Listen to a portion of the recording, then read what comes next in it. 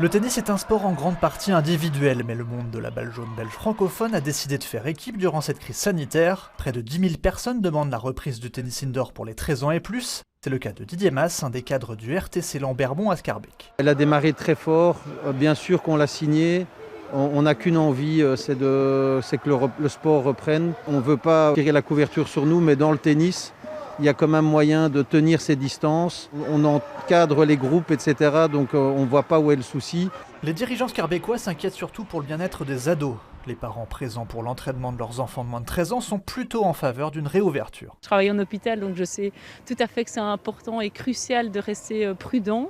Mais voilà, de prendre les mesures qu'il faut, comme dans d'autres secteurs, pour que les jeunes puissent reprendre. C'est vrai qu'on ne voit pas trop le problème ici dans de grands espaces comme ça et tout ça. Donc effectivement, a priori, j'ai l'impression qu'il faudrait laisser les jeunes reprendre le sport assez rapidement parce qu'ils en ont besoin. C'est plus important que les écrans.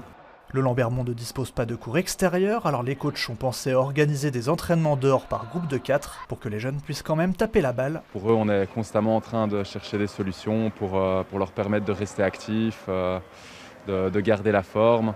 Et voilà, on pense beaucoup à eux, on ne veut surtout pas qu'ils se sentent abandonnés. Ce serait un entraînement physique qui se déroulerait dans le parc Josaphat, où les élèves seraient avec leur raquette de tennis pour leur permettre quand même de sentir la balle, de garder les sensations, si on peut appeler ça comme ça.